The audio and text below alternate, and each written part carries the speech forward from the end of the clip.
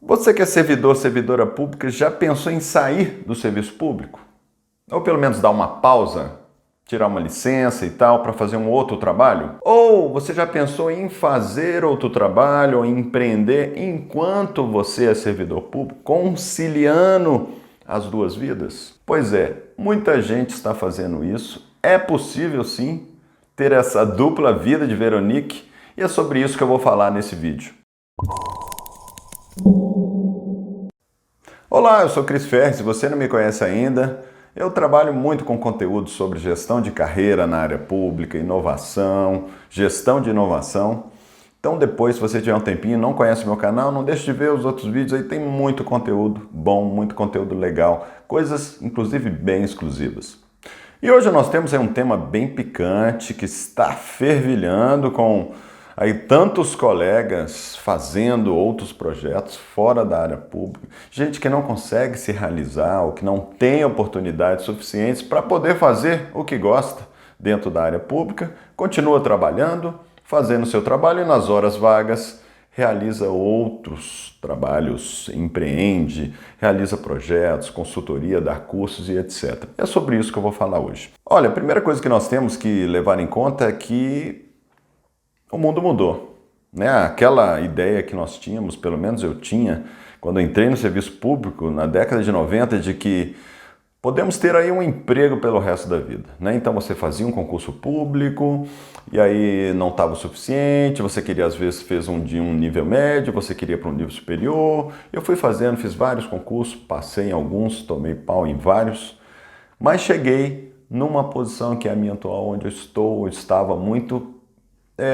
feliz com aquele potencial, ou seja, vou seguir essa carreira, vou apostar na aposentadoria que vai acontecer daqui tantos anos, eu vou ter um salário que ele vai gradualmente melhorando, eu vou subir na carreira, eu vou poder me formar melhor, intensificar a minha formação dentro dessa minha carreira, que é de analista legislativo da Câmara dos Deputados. Então, eu terei aí, né, uma carreira próspera. Não é que eu não tive uma carreira e não tenho uma carreira próspera, mas este pensamento de emprego pro resto da vida, né, que nós tínhamos, isso mudou. Eu não tenho mais essa perspectiva e acho que ninguém deve ter essa perspectiva no mundo de hoje, porque passados aí 20, 30 anos, nós temos um mundo muito diferente da década de 90, um mundo onde, né, nós temos aí, vou citar aqui pelo menos 6 mudanças aí que afetaram muito essa forma de pensar que eu tinha, que muitos colegas tinham naqueles tempos, né, e que muitos ainda têm, infelizmente, porque não perceberam essas 6 mudanças aí que são muito importantes. E eu vou descrever aqui. Primeira delas, o mundo está totalmente dinâmico, complexo, caótico, incerto.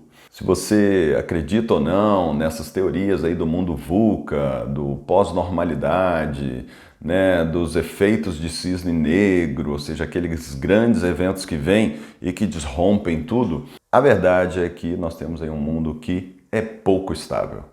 Que você não consegue ter certeza de nada, que tem muitas mudanças. Exige, então, portanto, um pensamento e uma ação muito mais flexível. O segundo ponto é que nós temos aí uma série de reformas vindo e que já vieram do meu tempo para cá, né, desde que eu entrei, até hoje nós já sofremos algumas reformas, em especial reforma administrativa, as reformas administrativas, e tem uma agora em discussão, e a gente não sabe o que vai passar, o que vai vir, o que não vai. Algumas coisas podem melhorar, algumas coisas podem e devem piorar, mas a verdade é que sempre vai haver reformas administrativas, sempre vai haver mudanças na carreira pública, como haverá sempre mudanças em todas as carreiras. Não importa a carreira que você siga, na área privada ou como empreendedor, o que seja, o mundo todo está mudando e implica mudanças nas formas como nós entendemos as carreiras, a maneira como trabalhamos, tudo isso está mudando. O terceiro ponto é da aposentadoria. A aposentadoria, como a gente pensava, foi para o saco, mudou tudo. Está mudando cada vez mais, e quando nós chegarmos lá na frente, velhinhos, vai mudar mais ainda. Então, eu, por exemplo, saí do regime único, né, jurídico único, e fui e migrei para um sistema complementar, porque eu quero ter o poder de gerir o meu dinheiro da aposentadoria. Antes, eu confiava totalmente no meu órgão pagador, gestor da minha aposentadoria, que seria a União. Hoje eu não acredito mais nisso. Então, também essa perspectiva mudou.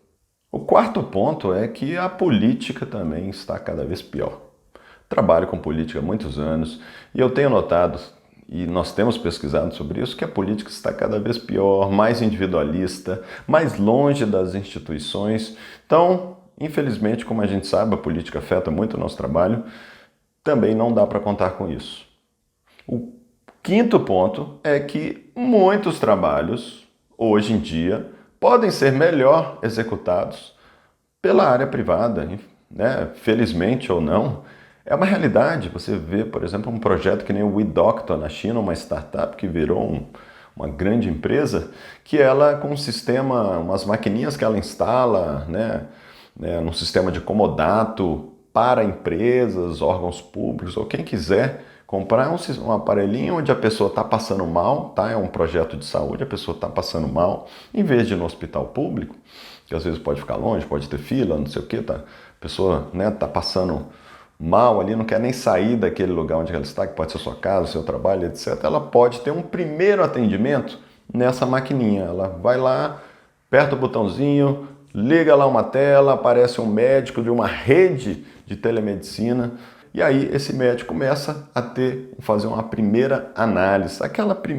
primeiro atendimento muito superficial. Alguns exames já podem ser feitos ali na maquininha, pressão, temperatura, não sei, me parece até que sangue ele pode extrair ali e tirar algumas conclusões. Bom, se for uma coisa simples, o médico já pode prescrever um remédio e já mandar para aquela pessoa onde ela está naquele momento. Então ela tem um primeiro atendimento.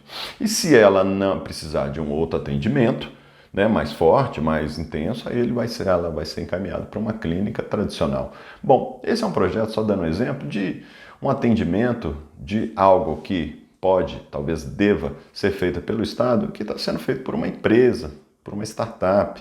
Então, eu acho que é inevitável nós pensarmos aí que um Estado no futuro ele vai ter também essa ideia de governo, de Estado como plataforma, ele vai se nutrir de empresas, de startups, de uma série de projetos que vão poder ser melhor executados, inclusive, pela iniciativa privada, né? Eu acho que isso é muito importante e tem que entrar na nossa avaliação. O sexto ponto, os problemas de sempre da burocracia. A burocracia continua chata, muitos colegas trabalham com essa forma de pensar, de servidor que não quer saber de inovar, de seguir procedimentos, de preencher formulários, e isso irrita a gente cada vez mais, cansa, né? Tudo é uma exaustão para fazer, para realizar, então nós cansamos com isso. Então esses 6 motivos aí nos fazem pensar em ter uma outra vida, realizar projetos fora da área pública. Então, vamos pensar assim que existem 2 tipos de servidores que têm essa atuação híbrida. O primeiro deles é aquele que está no momento de transição, ele realmente não gosta do seu trabalho e ele está numa fase de transição, obviamente ele não vai largar a sua função pública, tem que prover a sua família enquanto essa outra profissão, esses outros projetos não ganham força. Então, ele faz aí um jogo de transição, né? Um processo de transição. E tem aquele servidor, servidora que gosta do seu trabalho, faz aquilo muito bem, exerce sua profissão muito bem também e tem esse outro projeto extra, né, por algum motivo de realização ou para complementar a sua renda, ou que seja, nas horas vagas, né, nas horas que ela não está ali dedicada à área pública. Eu acho que existem esses 2 casos. Estou falando de casos apenas de pessoas honestas, que cumprem as suas funções como servidor, servidora pública, mas que tem essas outras funções. Um quer sair de vez, está em processo de transição, e outro não quer sair, mas consegue conciliar as 2 vidas. Se nós formos pensar bem, Eu acho que tem duas maneiras de empreender fora. Tem aquela maneira onde você não usa nada das suas habilidades, ou quase nada, inclusive dos conteúdos, da sua experiência que você tem no serviço público para os projetos que você faz fora. Então, por exemplo, eu conheço um analista legislativo que tem uma confeitaria, né? Então, assuntos nada a ver. Tem um colega também, um conhecido, na verdade, um analista judiciário que tem uma pizzaria. E em muitos casos, assim, tem também um outro conhecido que ele trabalha numa secretaria de Estado e ele tem um grupo de teatro, tem um teatro, né? E ele adora aquilo até dá um dinheirinho extra para ele também, além da realização em si.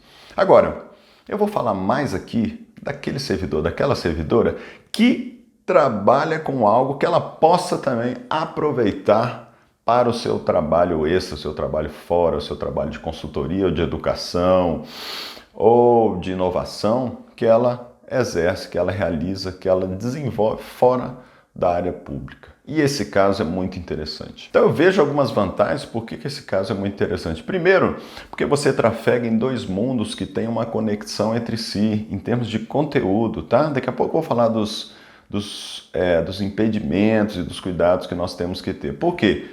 Tudo que eu estou falando aqui é dos caminhos éticos, os caminhos da integridade, onde a lei permite, onde a boa moral permite, né? Ou seja, aquela pessoa com grandes capacidades, ela duplica o seu trabalho para poder exercer essas suas habilidades, suas faculdades de maneira que melhor a realize, tá? Já que um serviço público não deve mais ser considerado uma caixa onde que você não pode sair daquilo, virou uma prisão, você tem que pensar 24 horas naquilo, você não pode ter nenhum outro trabalho. Sim, você pode ter outro trabalho, desde que não comprometa as suas funções. Então, quais são as vantagens de ter essa dupla vida em assuntos relacionados? Primeiro, que você aproveita coisas de um mundo para o outro e vice-versa. Então, por exemplo, eu dou aula fora do meu trabalho da Câmara dos Deputados, mas eu dou aula de inovação na área pública, ou seja, que tem a ver. Então, a minha relação com os alunos de outros setores da área pública, e esse é um trabalho externo, que eu faço no horário externo, que não compromete com as minhas funções na Câmara dos Deputados, com a qual eu tenho uma relação, né, de servidor público estável, né, e que com compromisso intenso, esses inputs, esses insights dos alunos me fazem entender e ter uma visão geral de problemas e de soluções da área pública, que quando eu vou dar outros cursos ou fazer outras atividades no meu trabalho na Câmara dos Deputados, eu tenho então a cabeça muito mais enriquecida. Muitas vezes que muitos outros colegas que não têm essa experiência. Então, uma coisa complementa a outra, percebe? E nesse caminho da educação, isso é muito visível. Então, acho que esse é um ponto muito importante. O segundo ponto é que você gerencia o tempo, né? Imagina se você trabalha 8 horas como auditor de um tribunal e depois você vai trabalhar mais 2, 3 horas como, sei lá, nesse caso aí do meu amigo que é pizzaiolo, né? Que ele gosta de fazer pizzas e tal.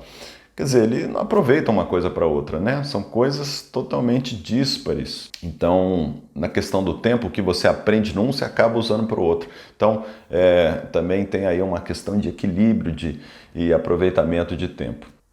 Tem aqui umas dicas de conteúdos que você pode usar para essa atividade, então, de aproveitamento duplo.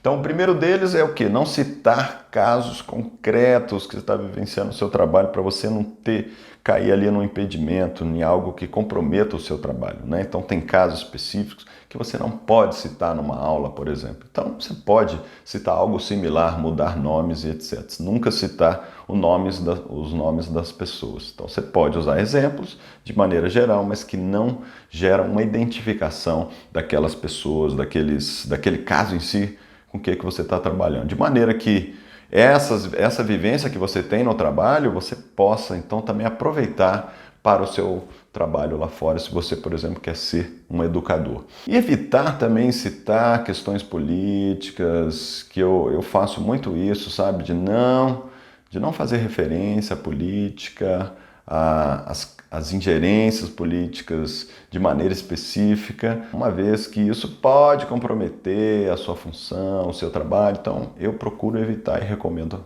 aos meus alunos fazer isso também. Agora, vamos prestar atenção em alguns impedimentos aí que são muito importantes. Primeiro, se você é um auditor fiscal, obviamente que você não pode fazer uma consultoria para uma empresa que eventualmente você pode auditar algum dia, o auditor, ou ter alguma relação do seu trabalho com essas empresas. Isso é um impedimento muito evidente de trabalho. Agora, você como auditor, como qualquer servidor público, pode dar uma aula sobre um assunto que você conhece e, obviamente, com aquelas condições que eu acabei de descrever. Então, você pode dar uma aula que ensina empreendedores a pagar bem os seus impostos, a ter um zelo tributário correto.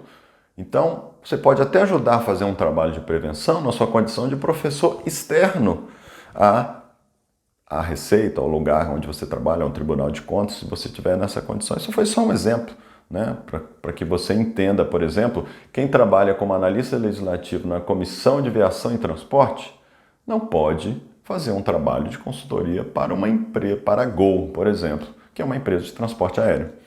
Então, obviamente que existe aí um prejuízo, né, um impedimento evidente que pode comprometer a sua função e gerar algum tipo de corrupção. Bom, existe alguns outros impedimentos. Um dia eu vou fazer um vídeo só sobre isso, né, sobre esses probleminhas, esses cuidados que nós temos que ter, mas de forma geral é possível sim você realizar projetos, você empreender fora da área pública. Se você usa esses conhecimentos aí, de alguma forma você consegue ter uma vida, acho que altamente produtiva e que também agrega valor para a área pública. Agora, alguns cuidados, alguns alertas aqui que eu gosto de chamar a atenção, porque são muito importantes. Primeiro, não encarar o serviço público como um bico, como um trabalho secundário. Não, não é e não deve ser. Se você acha que o seu trabalho é secundário, que você não está nem aí, que você é só um jeito de você ganhar dinheiro porque você está focado nos seus outros projetos lá fora, então saia do serviço público, peça uma licença, porque isso não é legal. Então, acho que é muito importante o que eu estou falando aqui é uma possibilidade de você continuar fazendo o seu trabalho e muito bem, e cada vez melhor, por que não, mas poder fazer outras coisas também, não é? Então dá para você conciliar esses dois mundos e fazer tudo com excelência. E o segundo ponto, com integridade. Integridade sempre tem que estar em primeiro lugar. Senão, mesmo depois que você consiga sucesso na sua outra carreira, você vai acabar se sentindo mal, as pessoas também podem falar mal de você, ou pode vir algum processo para cima de você. Não é um jeito legal de fazer uma transição. Outra coisa, faça um projeto lá fora com parceiros, principalmente pessoas que têm dedicação exclusiva a esses projetos lá fora, que não sejam servidores, porque assim você vai complementar suas atividades, você vai atuar mais em pontos bem objetivos, em algumas funções, e não cuidar toda a gestão. Então vale a pena sempre trabalhar com parceiros. Inclusive, para isso também, existe hoje redes de freelancers, né? São aqueles profissionais que você pode contratar para uma atividade aqui, outra ali, pagando um preço bem razoável. Então hoje existem sistemas de gestão de freelancers, de freelas, né, que a gente gosta de chamar, que você contrata um menino para editar um vídeo, você contrata alguém para fazer uma imagem, né, de uma live que você quer divulgar, ou de alguém para cuidar das suas redes sociais. Hoje em dia, qualquer trabalho que você faça, naturalmente você tem que estar nas redes sociais, postar conteúdos e etc. E tem uma série aí de profissionais que podem ajudar nisso. E por fim, você precisa gerir muito bem o seu tempo, senão você vai ficar doido, vai ficar estressado, vai ter milhões de coisas para fazer, ou vai virar um picareta num serviço, ou vai fazer os dois muito mal, ou fazer um bem e outro mal, e isso não é legal. Você não vai se sentir bem com isso. Para isso, você precisa, então, cuidar do seu tempo com inteligência. E por isso que eu queria te convidar, nosso vídeo está acabando, para conhecer um curso que eu tenho, que ajuda exatamente neste processo de cuidar melhor do seu tempo, de procurar ferramentas, de entender e conhecer ferramentas de inovação que vão te ajudar tanto na área pública quanto na área privada, que também é uma visão bem pragmática de lidar com a burocracia, de tirar um monte de lixo de trabalhinho que a gente faz que não precisa mais fazer, porque para você seguir nessa vida aí híbrida, seja qual for, você precisa não perder tempo mais com bobagem, fazer as coisas com eficiência, né? E focar o seu tempo no que interessa, porque haja energia, não é mesmo? Então, se você quer fazer um treinamento rápido, bem pragmático, com ferramentas bem práticas, para te ajudar a organizar para este novo mundo, para esta missão que você tem de ter, né, essa performance, essa trajetória aí híbrida ou dual, então não deixe de conhecer esse meu curso que chama Destravando a Carreira, que vai te ajudar a organizar o seu tempo, que vai te dar uma série de ferramentas e uma visão bem prática, bem pragmática, implementável hoje, que vai te ajudar muito em conduzir essa dupla vida, ou pelo menos durante uma fase de transição. Esse curso chama-se Destravando a Carreira. O link para o acesso está aqui abaixo na descrição desse vídeo. Eu te convido para ir lá conhecer. No mais, se você gostou desse vídeo, não deixe de dar aquela curtida, isso me ajuda bastante a espalhar essa mensagem para muita gente que está interessado nesse assunto, e também não deixe de compartilhar para aqueles colegas, né, que você sabe que estão aí procurando mais clareza e um caminho mais prático nessa vida aí, que estão interessados nesse assunto, tá bom? E se gostou desse tipo de vídeo, não deixe de se inscrever também no canal, que tem muita coisa bacana aqui, e eu te convido para conhecer os outros vídeos. Até um próximo vídeo, um abraço!